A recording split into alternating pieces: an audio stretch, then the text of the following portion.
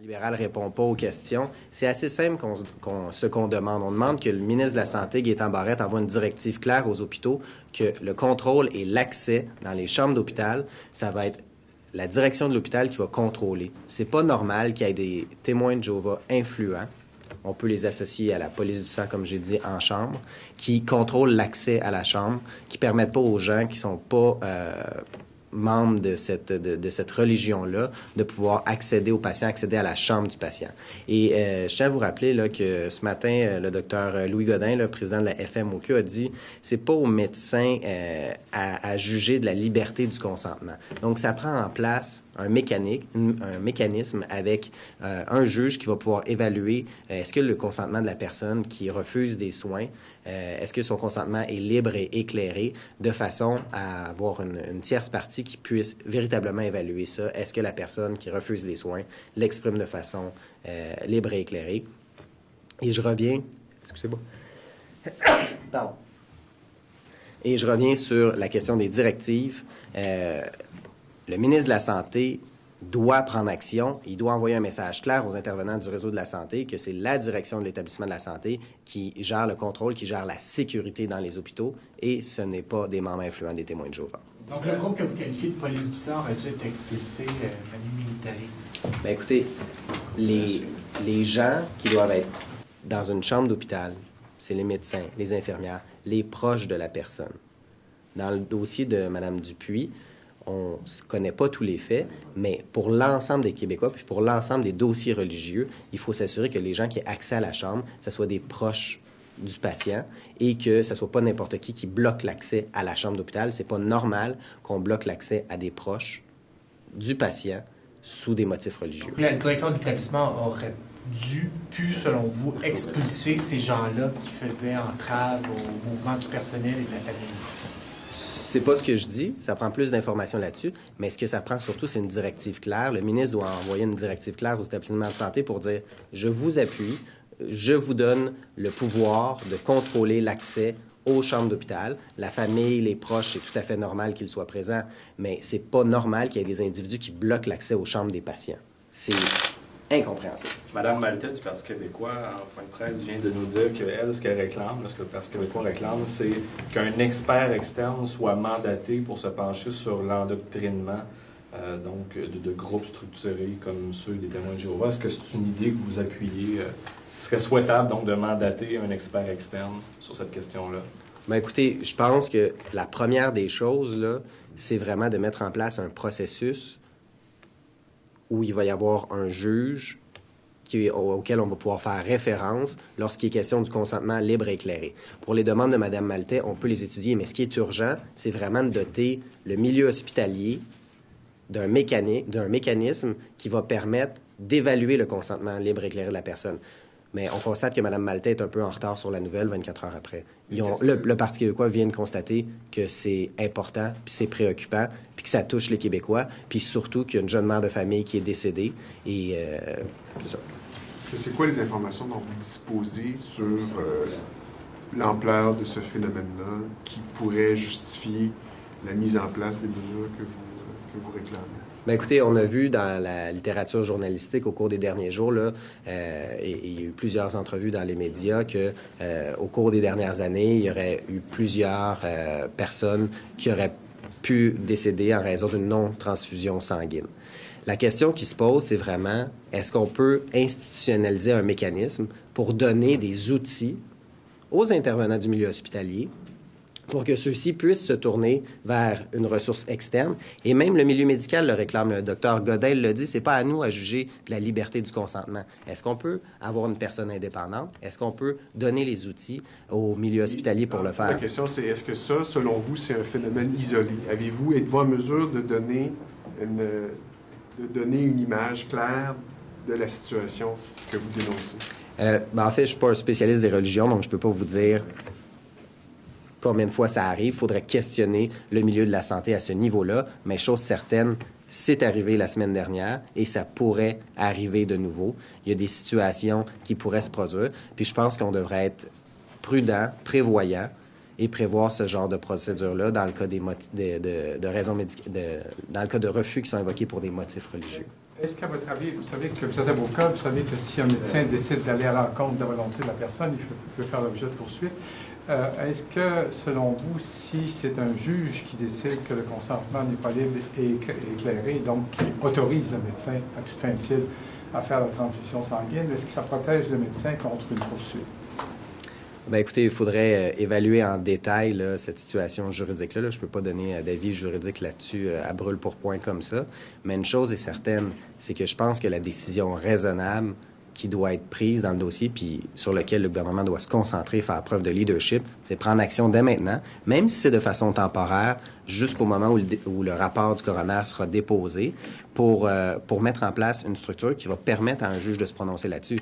Mais pour ce qui est du médecin, à savoir son risque de poursuite, l'évaluation, je pense que ça demande plus de réflexion, mais généralement, lorsque vous avez un ordre de cour de faire quelque chose, vous êtes protégé. La présence du juge ou l'opinion du juge constituera une forme d'ordre de cour, selon vous?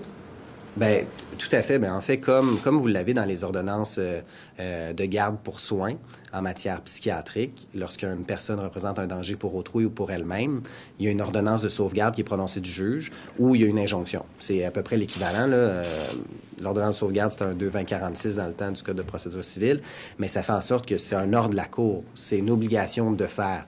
Donc, si vous avez une obligation de faire, vous respectez la loi, puis vous respectez ce que le juge a mentionné. Mais est-ce que notre système juridique est capable d'absorber des demandes comme celle-là? Parce que dans un cas de transfusion sanguine, on parle de questions de minutes, là. C'est-à-dire que le médecin doit prendre des décisions très rapides, à savoir si oui ou non. Alors, est-ce que dans un cas comme celui-là, techniquement, c'est possible de demander à un juge de se prononcer en quelques minutes, à savoir si la décision est bien fondée ou non? Oui. Bien, 2 volets à votre question. Le premier volet, supposons qu'on prend le cas de Mme Dupuis. Celle-ci, elle a été 1 semaine à l'hôpital. Donc, il y aurait eu le temps. Mais je comprends, comme vous me dites, des fois, c'est vraiment des situations d'urgence. Présentement, à la Cour, il y a des juges de garde en tout temps. Donc, c'est possible de rejoindre, il y a toujours un juge de garde au palais où il est chez lui, là, on peut dire le juge dans son bureau. Donc, il y a déjà des mécanismes qui font en sorte que si vous avez besoin d'une injonction d'urgence ou d'une ordonnance de sauvegarde d'urgence en matière civile, c'est possible de rejoindre un juge. Il y a toujours un juge de garde. En matière criminelle, ça se fait déjà. Lorsqu'il y a des télémandats, ça se fait. Donc, pour le système judiciaire, c'est pas une problématique. Les juges sont là, il y a de la disponibilité et ils vont pouvoir le faire. Surtout qu'on n'est pas dans la question des délais où c'est jugé au fond. On parle vraiment d'une injonction, où on parle d'une ordonnance de sauvegarde, une ordonnance particulière. Donc, ça se fait très rapidement et les juges sont habitués à donner ce genre d'ordonnance-là ou d'injonction. Ça marcherait comment, une injonction, dans ce cas-là? L'injonction, elle fait quoi? Elle dit quoi? Bien, écoutez, l'injonction va... Vous savez, il y a 4 critères au niveau de l'injonction. Si vous êtes dans le cadre d'une injonction provisoire, c'est plus technique, là, mais vous avez notamment la balance des inconvénients, le préjudice irréparable, l'urgence. Donc, le juge est à même de statuer en fonction des critères qui sont des arguments qui sont présentés, des propositions. Puis ce qu'on veut, c'est vraiment avoir un second regard sur la décision. J'essaie de voir techniquement, l'injonction dirait au médecin, mais vas-y, je trouve que fais une transfusion. Bien, il faudrait voir les conclusions. Mais la question et le point pour lequel on veut avoir un juge, c'est pour évaluer le consentement. Est-ce que le consentement, il est libre et éclairé? C'est vraiment la base, là, la prémisse. Parce que si le juge constate qu'elle va refuser des soins, mais elle ne donne pas un consentement libre et éclairé, mais ça veut dire que son consentement est vicié. Donc, si on retourne à la base, là, mais si son consentement est vicié, mais sa décision, elle n'est pas libre et elle ne prend pas conscience véritablement des impacts de sa décision. Donc, concrètement, oui, l'injonction pourrait mener vers cela, mais ceci étant dit, notre position est très claire. On n'attaque pas la liberté de choix, la liberté de consentement. On veut juste s'assurer que quand un consentement est donné, il n'est pas vicié et il n'y a pas des personnes qui ont fait des pressions indues sur cette personne-là, et dans le cas de Mme Dupuis. Mais l'ordonnance de sauvegarde ou l'injonction à laquelle vous faites référence, elle permettrait aux personnes qui traitent ce patient-là d'aller de l'avant avec les soins requis, c'est ça? Bien, écoutez, chaque cas est un cas d'espèce. le juge... Parce que la question d'Ouïe, c'était est-ce que les délais médicalement requis Oui. vont être respectés? Vous dites qu'une ordonnance de sauvegarde va régler toute la question. Mais ce que je vous demande, vous, c'est est-ce que vous pensez que quand il y a une ordonnance de sauvegarde, ça autorise le médecin à aller de l'avant avec les soins qui sont requis? Bien, il faudra voir qu'est-ce que le juge ordonne. Et donc, vous savez, pour les mineurs, supposons, le juge peut ordonner ce genre de choses, ordonner de faire la transfusion sanguine. La question, c'est l'évaluation du consentement. Si la personne refuse les soins, mais qu'elle n'a pas un consentement libre et éclairé, son consentement n'est pas valide. Excusez-moi. Pardon. Je suis désolé.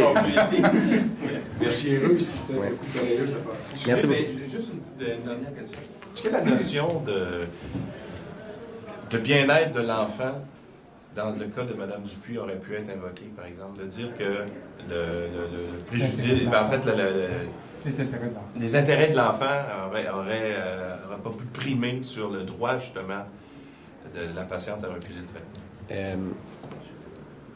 Généralement, pour une décision qui concerne un individu, c'est le consentement de l'individu qui compte.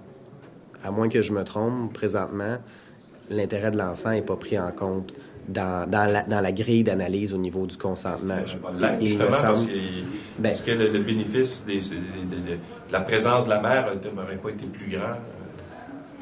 On élargit vraiment le débat. La jurisprudence, présentement, c'est pas ça qu'elle dit. La loi, c'est pas ça qu'elle dit présentement. Pour nous, là, la priorité, c'est vraiment la question du consentement libre et éclairé de la personne qui refuse les soins. C'est vraiment là-dessus, puis c'est pour ça qu'on souhaite que le gouvernement mette en place une mesure avec le juge, qu'elle soit temporaire ou permanente, mais il faut vraiment protéger la population, puis s'assurer, puis on a un rôle aussi là-dedans, là, au niveau de la protection de l'intérêt public, d'agir dans ce dossier-là. Mais est-ce que c'est au Québec à faire ça ou ce serait pas au Canada? C'est à l'échelle nationale, ça?